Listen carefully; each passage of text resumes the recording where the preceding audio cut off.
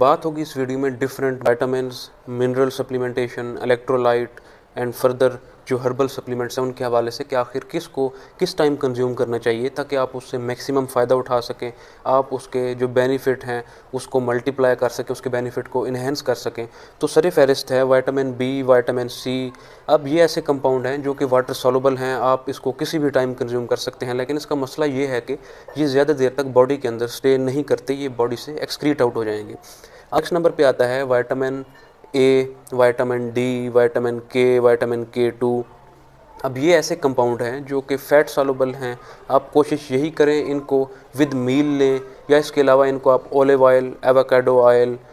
Coconut oil या mustard oil के साथ ले सकते हैं, ताकि जो इसकी एब्जॉर्प्शन है बॉडी के अंदर वो आपको अच्छी मिले, इसकी एब्जॉर्प्शन इन्हेंस हो सके। इसके अलावा अगर आप विटामिन D3 इन प्रोडक्ट्स को बॉडी में से कैल्सिफिकेशन के प्रोसेस को रोकने के लिए, कैल्शियम को ब्लड स्ट्रीम से निकालने के लिए ले रहे हैं, तो आप कोशिश करें कि आप इनको मिल्क के साथ हरगिज़ ना लें, क्योंकि आपका ये मसला जो कैल्सिफिकेशन का किसी डिज़ीज़ की वजह से बना था। आप ब्लड स्ट्रीम के अंदर जो कैल्शियम था वो ज़्यादा हो गया था, जो न्यूरोनल शीथ थी, जो न्यूरॉन्स का प्रोसेस था, जो माइलिन शीथ थी, उसके ऊपर जो कैल्सिफिकेशन थी वो ज़्यादा थी, वहाँ पे ज़्यादा थिकनिंग हो चुकी थी। तो आप इसको प्रेफर करें कि विद मील ना लें, आप इसको एम्प्टी स्टमक लें या विद वाटर ले लें, ताकि आपका जो मकसद था आप उसमें कामयाब हो सके। अगर आप गैस्ट्रोएसोफेजियल रिफ्लक्स डिजीज़ का शिकार थे,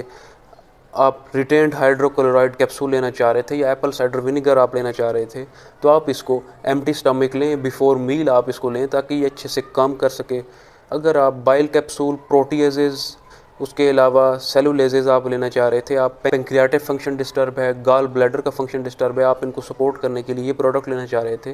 तो इनको भी आप बिफोर मील लें। अगर आप IBS का शिकार थे, IBD का शिकार थे, या कोई और आपको ऐसी गट की डिज़ीज़ थी, इन्फ्लेमेटरी बाउल डिज़ीज़ थी, तो इस कंडीशन में अगर आप हर्बल प्रोडक्ट्स लेना चाह रहे थे, आप कैरोटीनॉइड्स लेना चाह रहे थे, स्पेनिश लेना चाह रहे थे, आप क्लोरोफिल लेना चाह रहे थे, व्हीट ग्रास लेना चाह रहे थे, तो आप इसको भी खाने के साथ प्रेफर करें, ताकि आपका जो इन्फ्लेमेशन का प्रॉब्लम था ये रिज़ॉल्व हो सके, आपकी एब्जॉर्प्शन अच्छे से हो सके, जो गट और स्टमक की pH थी वो अल्कलाइन रहे। अगर आप अपनी डाइट में इलेक्ट्रोलाइट्स ऐड करना चाह रहे थे, आप सोडियम पोटाशियम की कमी का शिकार थे, तो आप लाइट्स को सुबह उठते वक्त लें, क्योंकि सुबह के वक्त आपके जो स्टमक की pH थी वो उस टाइम एसिडिक होती है। तो जो एसिडिक इन्वायरमेंट होती है उनमें इस तरह की कंपाउंड्स की एब्जॉर्प्शन बहुत अच्छे तरीके से होती है। कैल्शियम की कमी का शिकार थे, आपको हाइपोकैल्सीमिया था, आपके मसल के अंदर स्पैज़म रहता था, आपके जिस्म के अंदर ज़्यादा खिंचाव रहता था, तो आप कैल्शियम को विद मिल्क लें और आप इसको प्रेफर करें कि बिफोर स्लीप एट नाइट आप इसको लें, ताकि आप इसके मैक्सिमम बेनिफिट्स हासिल कर सकें। अगर आप